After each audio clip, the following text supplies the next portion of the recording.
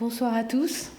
Merci d'être venus malgré la pluie. Merci à Scarlett Reliquet, à Anne Robbins et Sylvie Patry de m'avoir invité à participer à ce cycle de conférences. Donc, je vous parlerai aujourd'hui de la matérialité des peintures impressionnistes. Après une courte introduction, je vous montrerai beaucoup d'images de peintures impressionnistes appartenant au musée d'Orsay quasi exclusivement.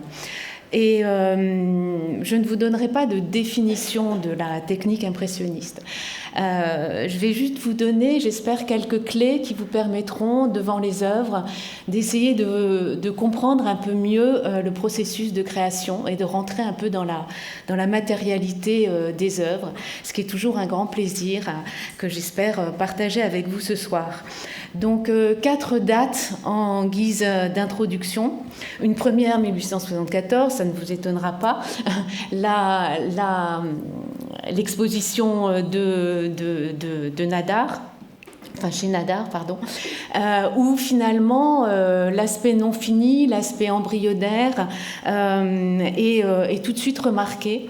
Et finalement, le non-impressionnisme est assez bien trouvé parce que, à la place des autres noms qui auraient pu, que le groupe remarqué dans cette exposition aurait pu prendre, c'est-à-dire les actualistes ou les intransigeants ou les réalistes, finalement, l'impressionnisme regroupe à la fois l'impression ressentie et fixée par les peintres sur leur toile et l'impression en tant qu'ébauche ou esquisse, puisque le mot impression servait au XIXe siècle à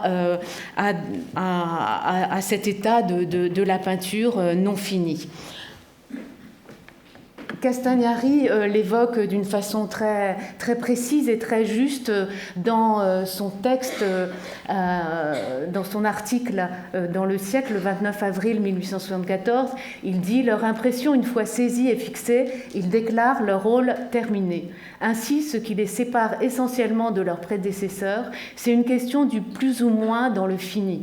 L'objet de l'art ne change pas, le moyen de traduction seul est modifié, d'autres diraient altéré.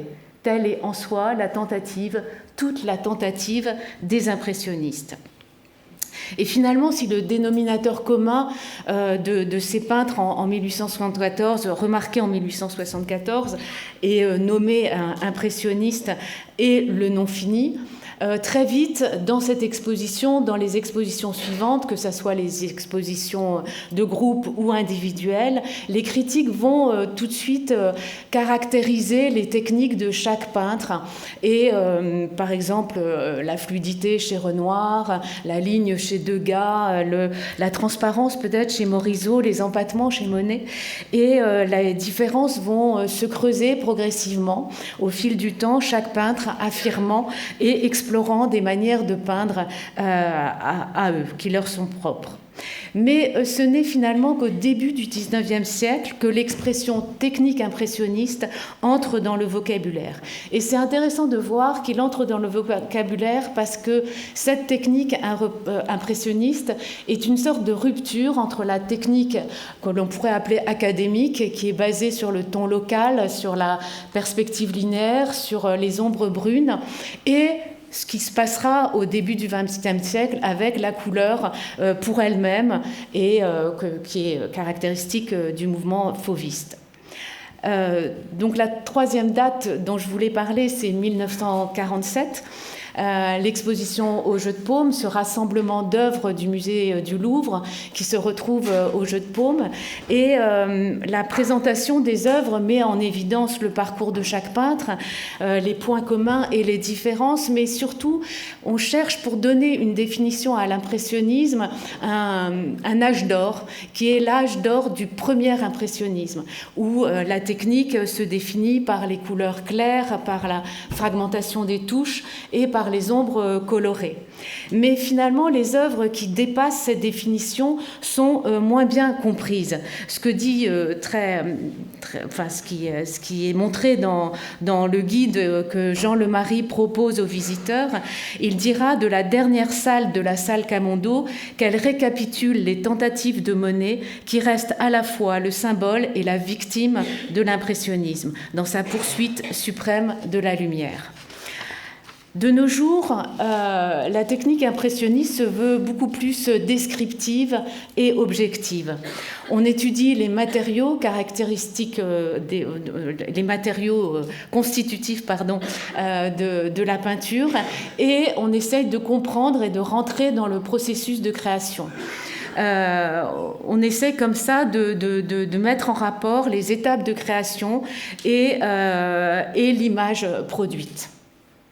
Cette manière, cette approche de la technique, en peinture en général et particulièrement impressionniste, se fait généralement en collaboration entre les historiens d'art, les conservateurs d'une part, qui vraiment contextualisent les œuvres, les scientifiques qui apportent de nombreux documents tout à fait performants pour comprendre les matériaux constitutifs de la peinture, des radiographies, des réflectographies infrarouges, des analyses de pigments et de liants, et les restaurateurs qui sont le plus à même de comprendre l'histoire matérielle de l'œuvre, c'est-à-dire la différence qu'il y a, la distance qu'il y a entre l'œuvre à son départ, l'œuvre qui sort de l'atelier, et l'état actuel de l'œuvre. Et ce travail a d'abord été fait à la National Gallery en 1990. Il y a un travail énorme qui a été fait justement avec ces trois instances, on pourrait dire, les historiens d'art, les scientifiques et les restaurateurs. Et c'est un livre fondamental pour comprendre la technique des impressionnistes. Un autre ouvrage, c'est le catalogue de l'exposition qui a eu lieu en 2008 sous la direction de 3 restauratrices et qui reprend les mêmes thèmes qu'en 1991, mais c'est adapté à la collection du Wallraf Richards Museum. Donc ils ont étudié cette collection et ils l'ont exposée en mettant en avant la technique de ces peintres. Et puis il y a le travail magnifique que vous pouvez consulter en ligne fait par l'Art Institute de Chicago qui rentre vraiment dans la matérialité des œuvres et dans le processus de création en mettant en avant aussi toute l'histoire des œuvres décrites. Donc je vous incite, si ça vous intéresse, à aller voir ces catalogues en ligne. Un mot avant de commencer vraiment dans le sujet sur les marchands de couleurs. Donc au XIXe siècle et particulièrement dans la deuxième partie du XIXe siècle, les peintres, pas seulement les impressionnistes, les peintres allaient chez les marchands de couleurs pour chercher leurs fournitures, que ce soit les supports, les couleurs, tous les matériaux finalement se retrouvaient là. Et ce qui est intéressant, c'est que ces marchands de couleurs fabriquaient aussi, et ils fabriquaient les couleurs, et il y avait une grande diversité finalement entre chaque marchand de couleurs qui avait leur propre recette et leur propre manière de tendre les toiles, de les préparer. Et on connaît par exemple le père Tanguy qui a été immortalisé par Van Gogh, ou Louis Latouche qui expose Monet, puisque ces marchands de couleurs exposaient aussi parfois les peintres, ou Mullard qui est proche de Renoir et dont parlera le fils de Renoir dans son livre sur son père. On connaît les fournisseurs également par les tampons au dos des toiles que nous allons voir maintenant. Donc, première partie de ma présentation, ça va être sur les supports. Là, je vais vous montrer la plupart quand même des peintures impressionnistes sont sur toile.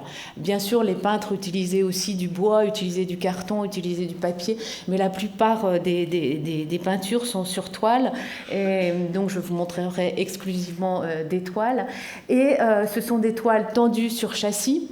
Et vous voyez là un châssis dit ordinaire. C'est un châssis tout simple avec juste 4 montants, et la toile tendue sur le châssis est très fine, très ouverte, et c'est tout à fait ce qu'on trouve chez les étudiants des Beaux-Arts. Quand les étudiants des Beaux-Arts passaient des concours, ils utilisaient souvent des toiles comme ça, très simples, qui étaient bon marché, et on en trouve quelques-unes chez les impressionnistes. Mais ce qui est intéressant, c'est de voir que finalement les impressionnistes vont très peu utiliser des châssis de moins chers. Et même si leur peinture pouvait apparaître des impressions rapides, finalement, ils mettaient le prix pour les faire. Et c'était aussi une manière, sans doute, de montrer aux futurs acheteurs que c'était des vraies peintures, comme les autres, au même titre que des œuvres plus finies. Donc là, j'ai vraiment eu du mal à vous trouver des peintures impressionnistes du musée d'Orsay qui étaient sur des châssis ordinaires. Donc il y a celle-là, et il y a celle de Camille Pissarro. Vous voyez, c'est toujours des petits formats. Et là, c'est intéressant de voir que la toile est assez grossière. C'est une grosse toile, donc c'est pas du tout la toile fine qu'on a vue précédemment. Et vous voyez sur le côté, ici, la toile qui dépasse un peu.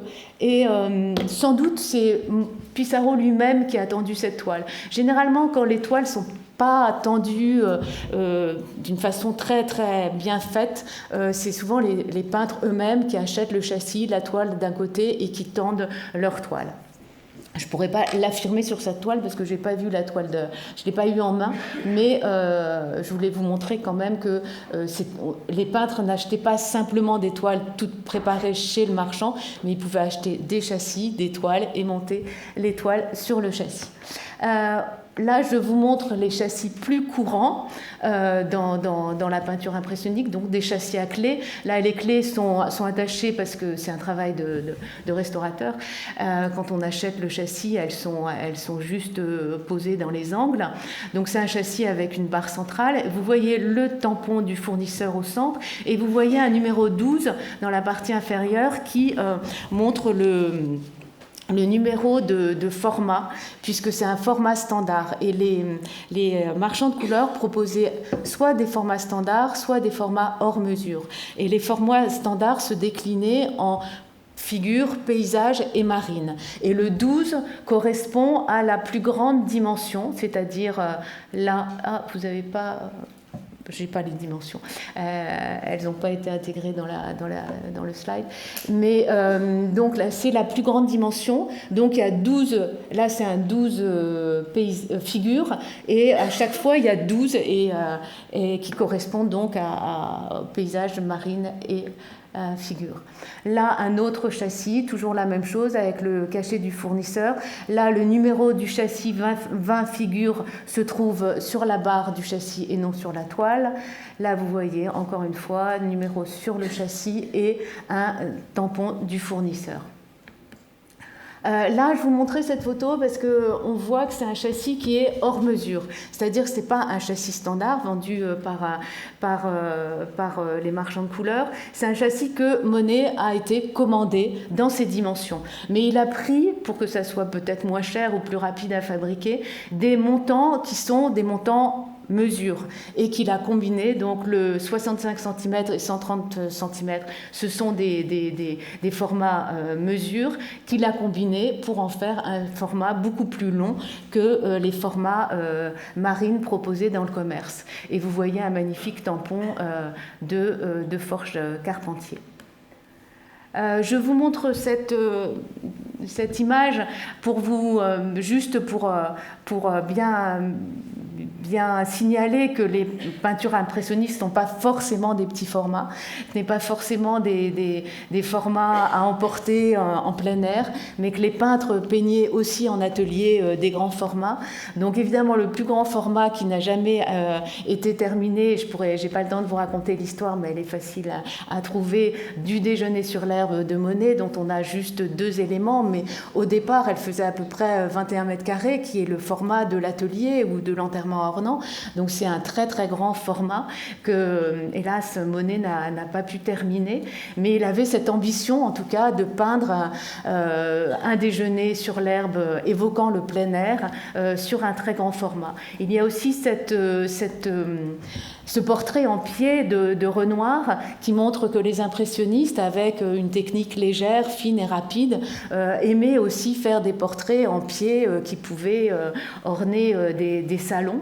Et évidemment, il les commençait, il les faisait en plusieurs étapes, il ne pouvait pas les faire très rapidement, mais il y a une légèreté inouïe dans ce tableau qui est à signaler. Et puis après, des formats de plus petite dimension comme celui de Berthe Morisot et les formats plus de paysages que les impressionnistes pouvaient apporter dans leur campagne de plein air.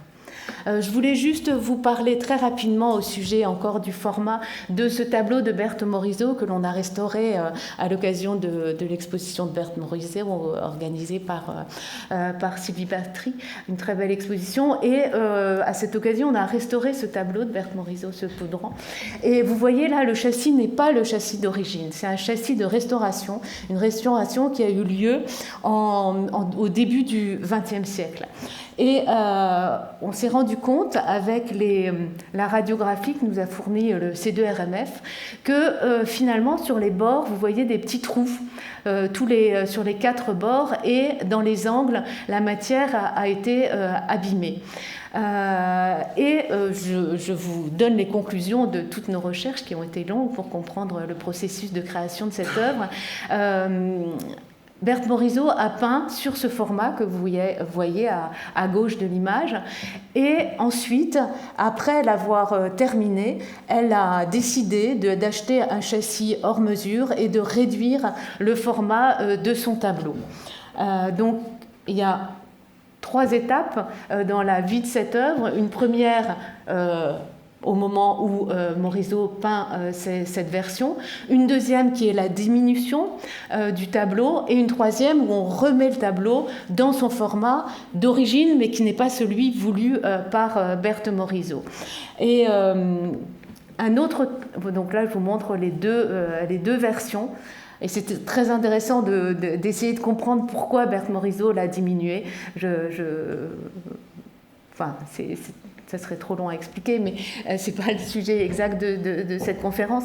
Ce qui est intéressant, c'est de voir que Berthe Morisot avait cette habitude de modifier ses formats après les avoir terminés. Et là, ce restaurateur, en 1958, a observé des bandes de peintes sur les bords cachés, donc les bords qui servent à tenir la toile, et il ne les a pas dépliés comme celui du début du siècle pour l'autre tableau, mais il les a coupés et conservés. Donc au C2RMF, on conserve des morceaux de toile peintes par Berthe Morisot. Et donc là, le tableau est dans l'état où Berthe Morisot a voulu qu'il soit montré. La préparation. Donc sur ces toiles tendues sur châssis, les peintres ou les fournisseurs de matériaux pour peinture enduisaient, on enduit la toile d'une préparation qui est plus ou moins épaisse, qui laisse plus ou moins voir la trame de la toile et qui peut être de différentes couleurs. Et il ne faut pas croire que les impressionnistes peignaient exclusivement sur des préparations blanches, bien au contraire, et j'espère que vous aurez le plaisir de le voir par vous-même.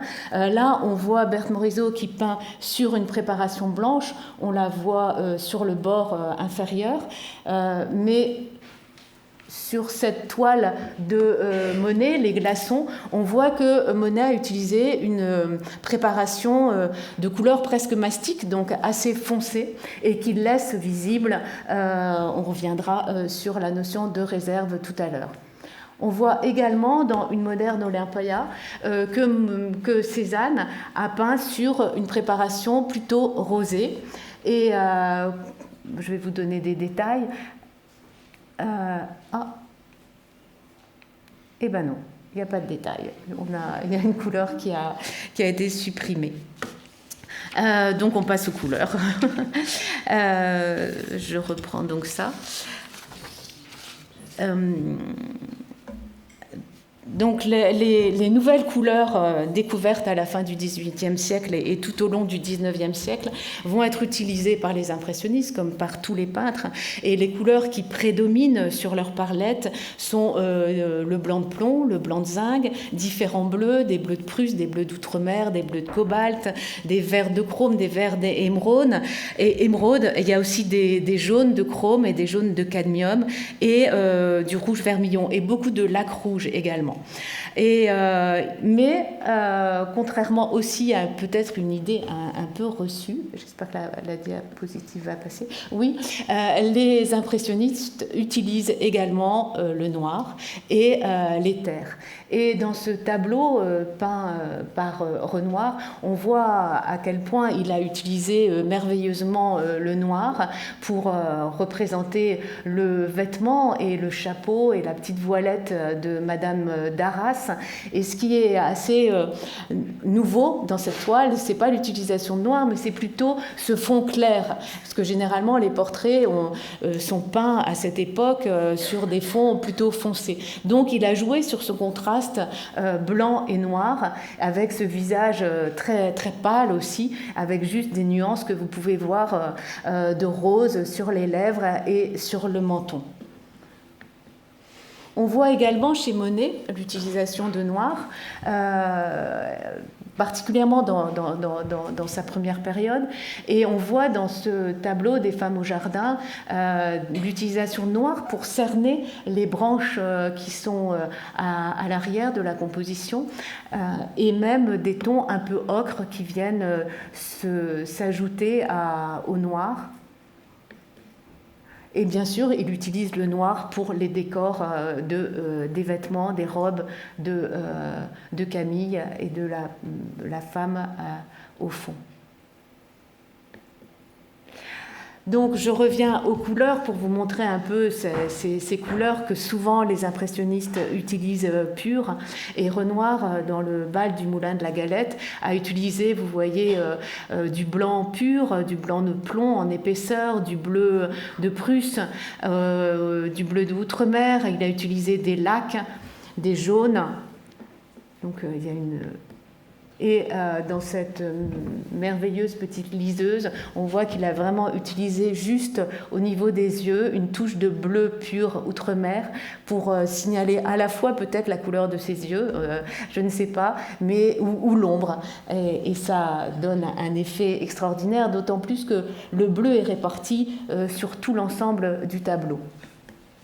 Je vous montre aussi un coin d'appartement où Monet a quasiment peint sa palette sur les rideaux avec toutes les couleurs qu'il utilise sur la toile, des rouges, des verts, des bleus, et au fond, Camille, au fond de la toile, qui a le reflet de la lumière qui vient de la fenêtre et qui donne un bleu de cobalt sur ses épaules et une petite touche de bleu plus foncé et ces jaunes très, très, très puissants au premier plan.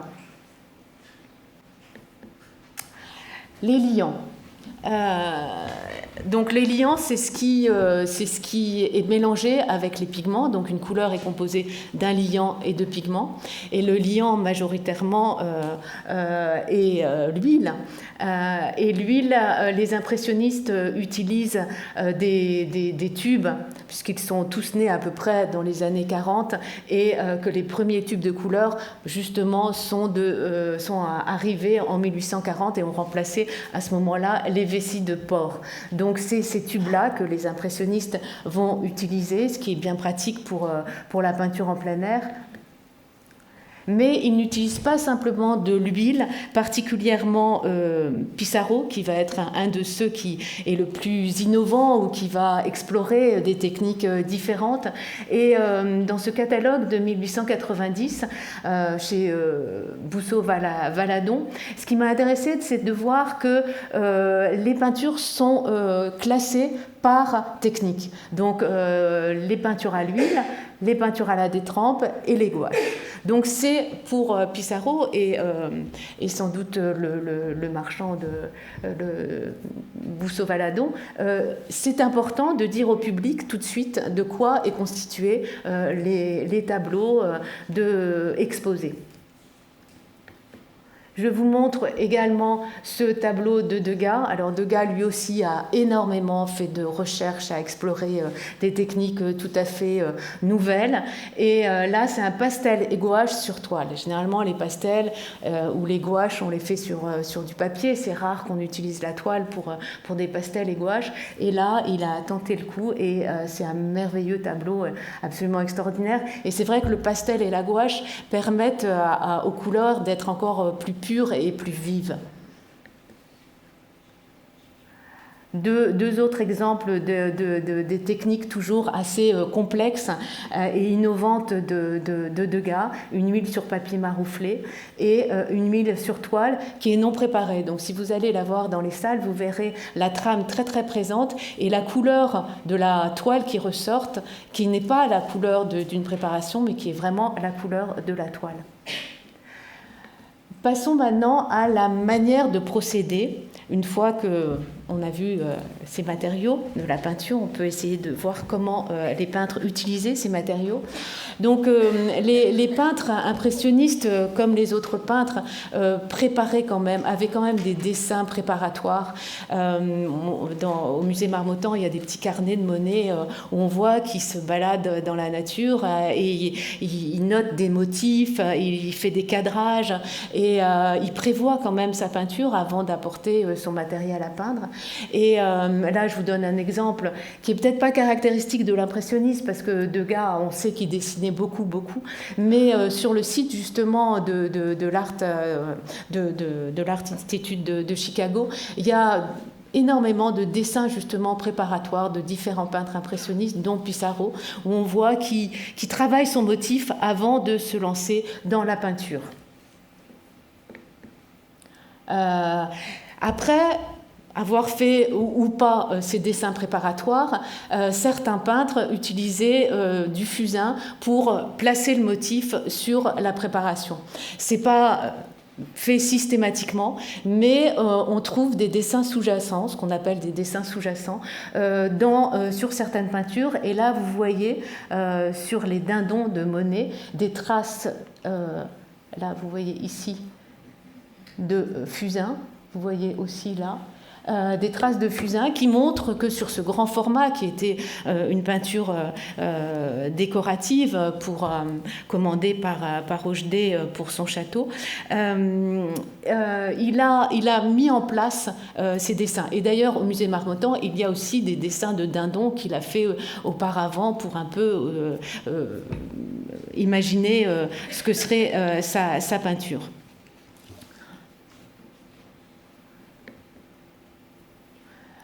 Après avoir fait le dessin sous-jacent, on peut essayer de comprendre les premières couches de peinture.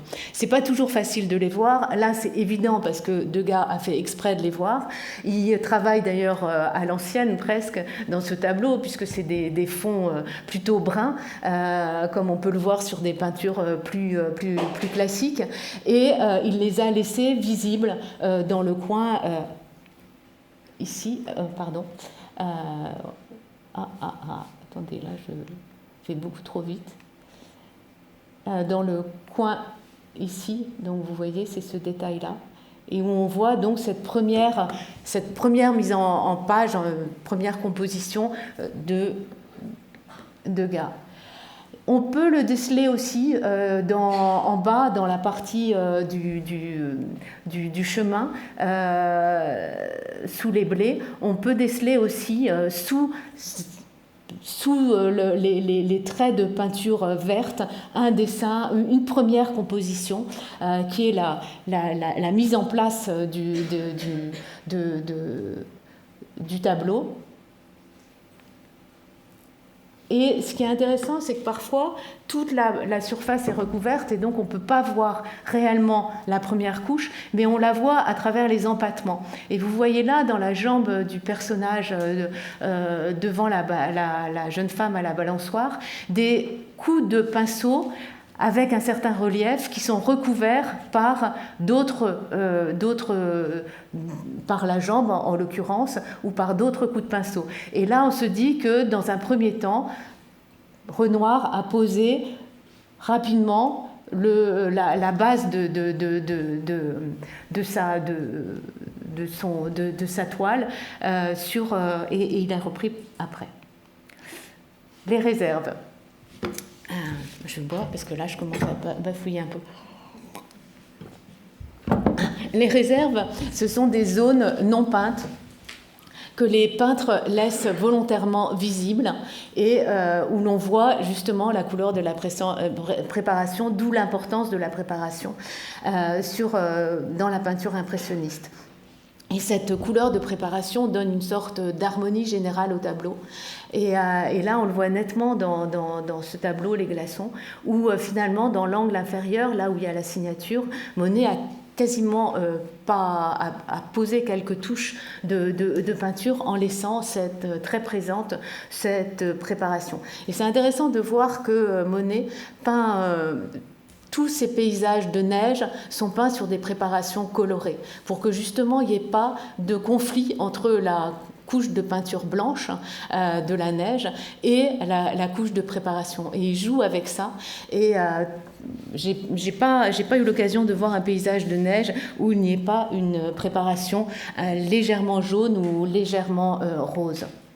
Là, je reviens sur la moderne Olympia, où on voit, et vous voyez déjà, vous devez avoir plus exercé, et vous voyez déjà la trame de la toile très lâche, et c'est ces petites toiles qu'utilisaient les étudiants des Beaux-Arts, ces toiles comme des gaz, et on les voit nettement. Et la préparation, les touches laissent visible cette préparation qui donne cette harmonie générale au tableau. Vous la voyez à gauche plus rose qu'à droite, parce que la photo est mauvaise. Je pense que je n'ai pas réussi à capter le rose, mais allez la voir dans les salles et vous verrez qu'elle est plutôt rose.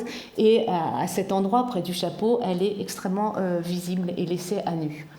Là, c'est intéressant dans ce tableau, Le Poirier d'Angleterre, parce que Renoir, pour peindre son nuage, a laissé la préparation visible. Et il a contourné. Il a mis un petit glacis un peu blanc, mais il a laissé son nuage.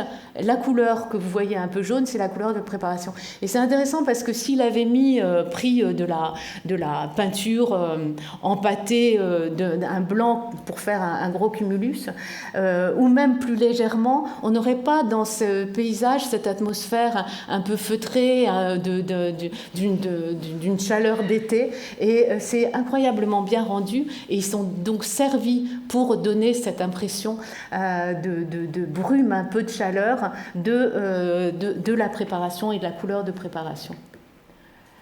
Les touches. Alors là, je vous donne deux définitions de la touche, celle d'Ingres. Ce que l'on appelle touche est un abus de l'exécution. Elle n'est que la qualité des faux talents, des faux artistes qui s'éloignent de l'imitation de la nature pour montrer simplement leur adresse. La touche, si habile qu'elle soit, ne doit pas être apparente, sinon elle empêche l'illusion et immobilise tout. Au lieu de l'objet représenté, elle fait voir le procédé. Au lieu de la pensée, elle dénonce la main. Et à l'inverse, la citation de Lacroix, la touche employée comme il convient sert à prononcer plus convenablement les différents plans des objets. Fortement accusés, elle les fait venir en avant, le contraire les recule. Il n'y a pas plus de contours qu'il y a de touches dans la nature. Il faut toujours en revenir à des moyens convenus dans chaque art, qui sont le langage de cet art. Donc, la touche, c'est vraiment le langage des peintres, et les impressionnistes vont développer ce langage d'une façon très, très novatrice, et on va le voir, on va en avoir quelques aperçus. Je vous montre d'abord ce tableau parce que je le trouve absolument extraordinaire, et on a rarement l'occasion d'avoir un détail aussi grand de cette toute petite main, puisque c'est un tableau qui est vraiment pas grand. Et quand je l'ai eu en main à l'occasion d'une petite restauration, d'une intervention minimale, je l'ai pris en photo dans tous les sens tellement il est incroyable. Et on voit justement tout ce pouvoir de la touche, cette touche qui peut être très, très rapide, qui peut se superposer, qui peut juxtaposer et qui peut permettre justement d'éviter les contours dont parlait Ingres et Delacroix, chacun à leur manière.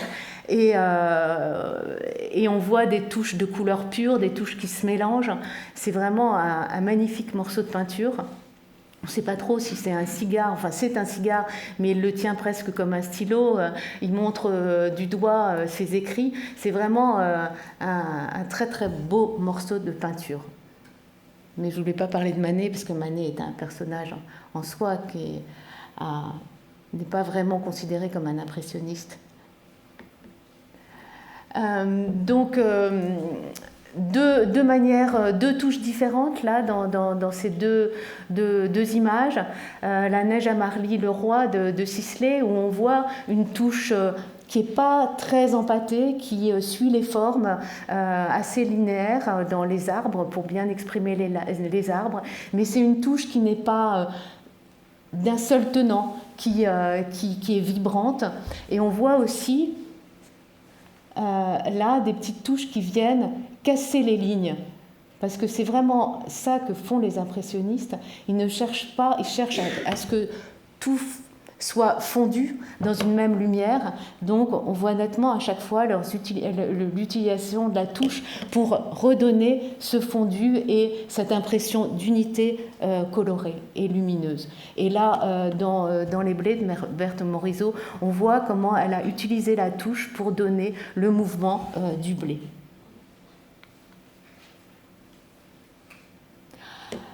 Dans une même peinture, on peut vraiment trouver de nombreuses touches différentes qui permettent d'exprimer au mieux les différents éléments qui sont sur la peinture.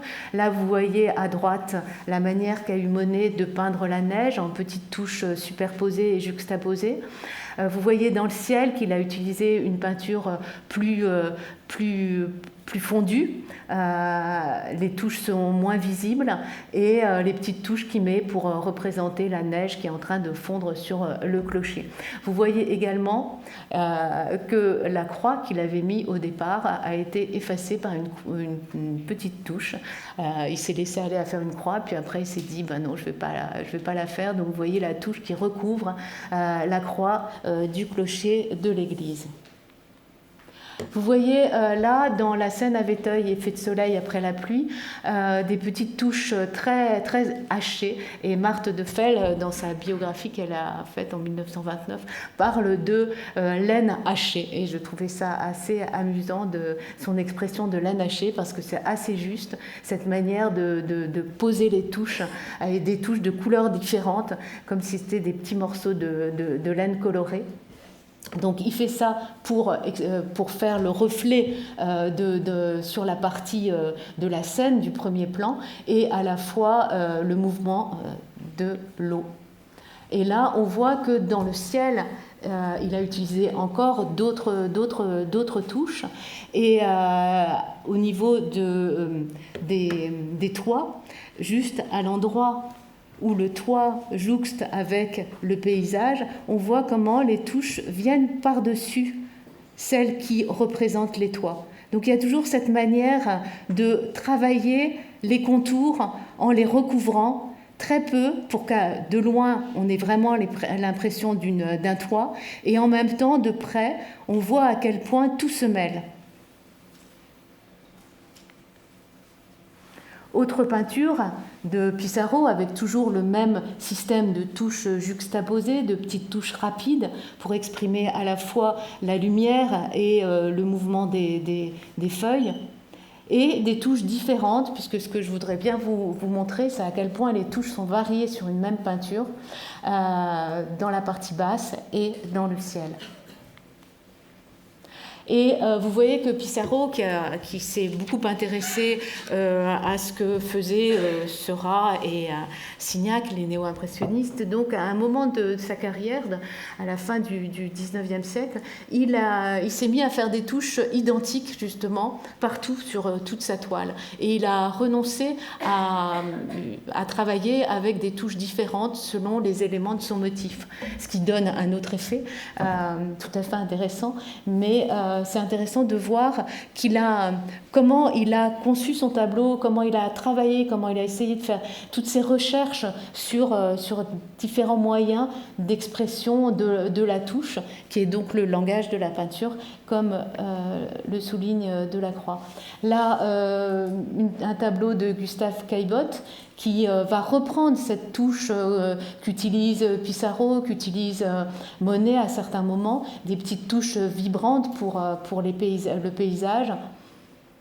Mais il peut avoir des touches extrêmement différentes dans des portraits, dans ce portrait d'Henri Cordier, où on voit que cette touche est plus lâche. Il y a toujours des empattements, mais elle suit vraiment les formes du livre.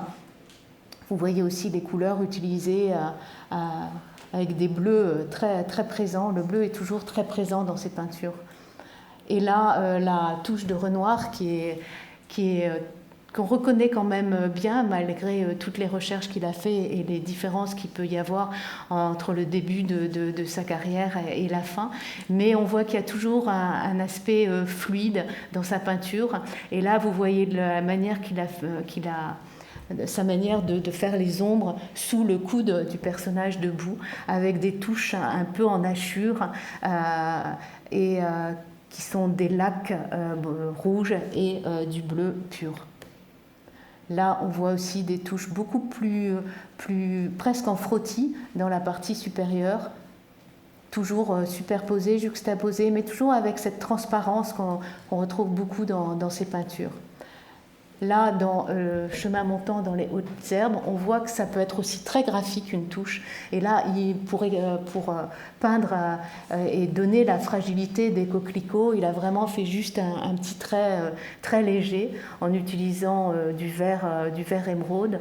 Et on voit aussi, maintenant que vous devez avoir un peu plus l'œil, on voit sa préparation et l'usage de la préparation plutôt rose qui va donner une harmonie générale à son tableau.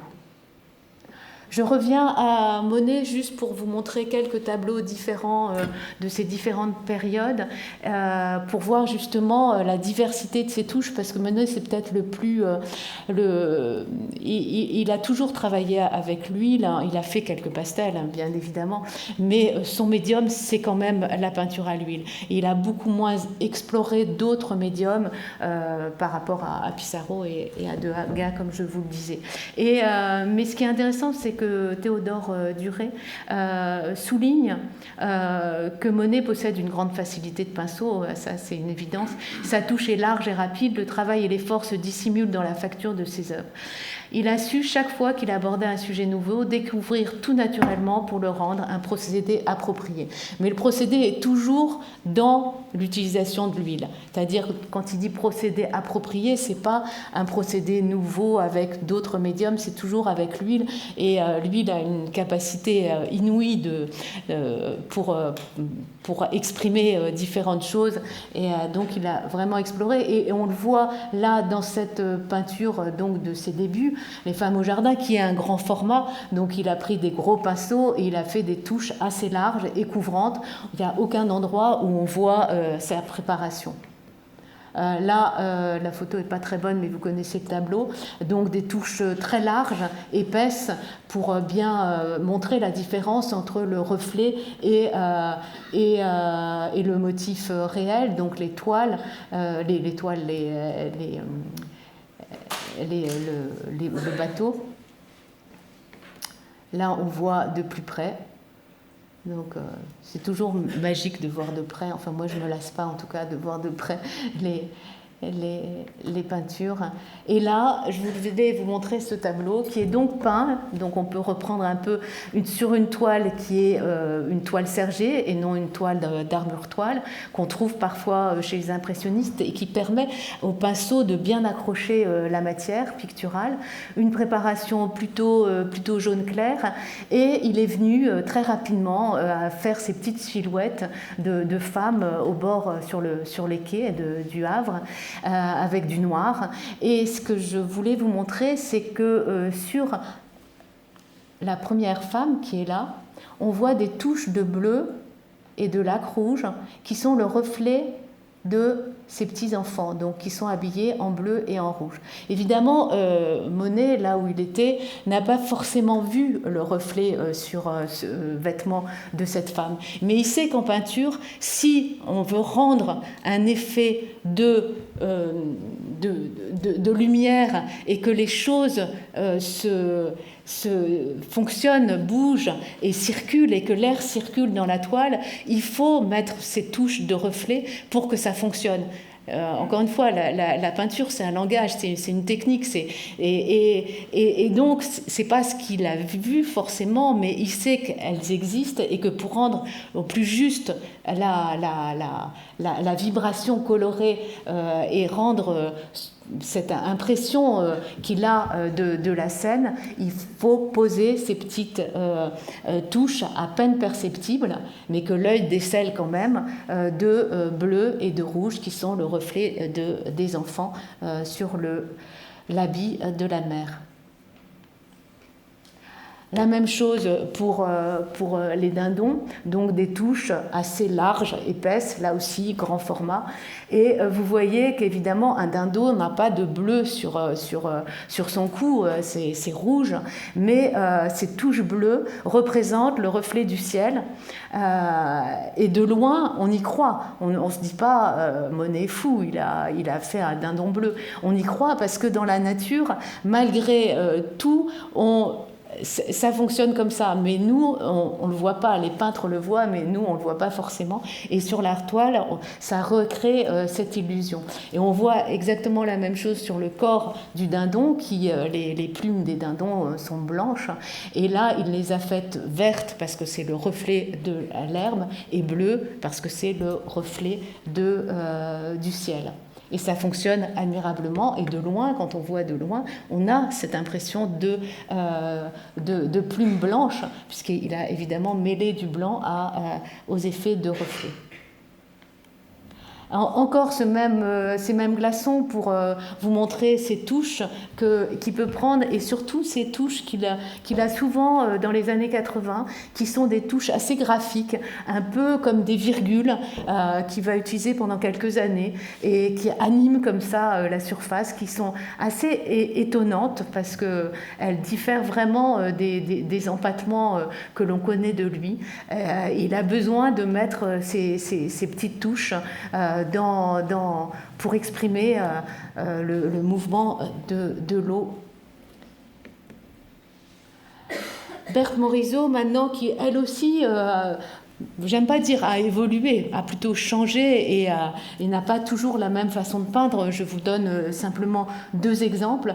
Ce premier exemple qui est le berceau, où vous voyez que sa matière est très fluide, avec quelques petits accents graphiques, comme ce qu'on trouve sur les narines du bébé, ou le contour de sa sœur, Edma.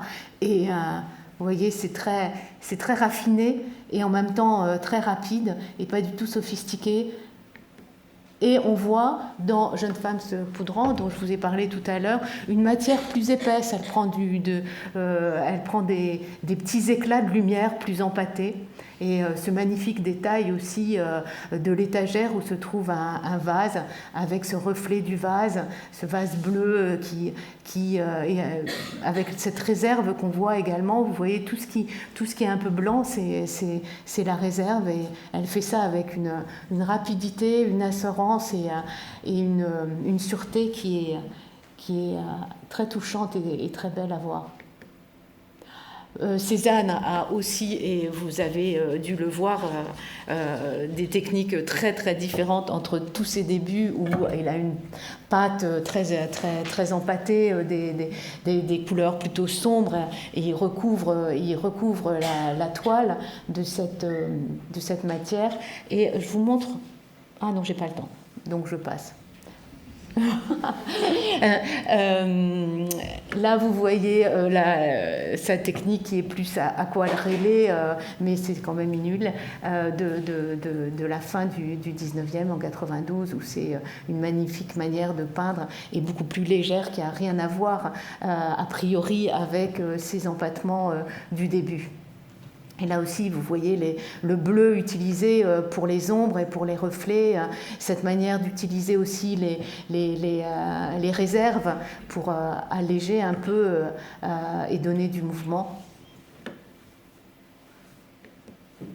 Et Degas, mais Degas, c'est très très difficile de parler de Degas parce qu'il est tellement incroyable dans sa technique, il est très déroutant, il utilise dans une même peinture des manières très opposées, très différentes, donc c'est un vrai bonheur de le regarder, mais de là à en parler, c'est beaucoup plus difficile. Et là, j'ai eu la chance avec une restauratrice, Florence Mignot, de travailler sur la famille Bellelli, qui est au début de sa carrière, il est tout jeune quand il le fait, mais dans une même peinture, dès ses débuts, il utilise des choses très contrastées avec des choses qui sont plutôt floues, des choses très précises, très linéaires, et c'est vraiment un maître de la peinture à l'huile aussi, parce qu'il a exploré énormément de moyens, et sur une même œuvre, il est capable de faire des choses tout à fait novatrices et efficace pour l'émotion qu'elle dégage. Je vais juste vous parler en dernier du vernis. Donc les vernis, c'est une couche transparente que l'on pose sur les peintures et qui a deux fonctions, une fonction protectrice et une autre d'unifier la brillance et de donner aussi une intensité aux couleurs foncées. Les impressionnistes ne vernissaient pas leur toile. On en est sûr et on n'en est pas sûr. C'est-à-dire que jusqu'en 1880, on n'a pas de preuves formelles qu'ils étaient absolument contre le vernissage de leur peinture. Pissarro est le plus déterminé sur ce problème du vernis. Il écrira au dos de ses toiles qu'il ne faut pas les vernir.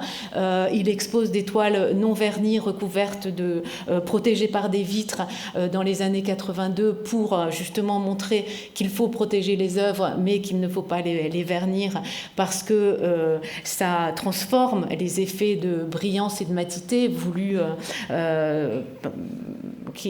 par lui et généralement par les peintres impressionnistes. Et Monet, lui, le dira pour les nymphéas, il sera moins clair sur le début de sa carrière, mais ce qui est sûr, c'est que les peintres critiquent dans leurs écrits ou dans les propos rapportés le jaunissement des vernis. Et en effet, une peinture claire avec des juxtapositions de touches et des tons très proche, finalement, une couche de vernis jaune tue complètement cet effet voulu par le peintre. Donc, eux en avaient conscience pour les peintures anciennes et encore plus pour leurs peintures. Et nous-mêmes, restaurateurs, on se rend compte qu'un vernis, même pas si jaune que ça, sur une peinture impressionniste, et vraiment détruit tout cet effet voulu par le peintre de contraste et de lumière qui vient de cette juxtaposition de petites touches très proches dans les tonalités. Et là, je vous montre ma collègue restauratrice Séverine Françoise, qui est en train de retirer les vernis sur le tableau L'inondation à Port-Marly. Elle a fait un travail exceptionnel et on voit à quel point c'est important de retirer cette couche de vernis. Vous voyez avant, après, et tout l'effet de profondeur, toutes les nuances dans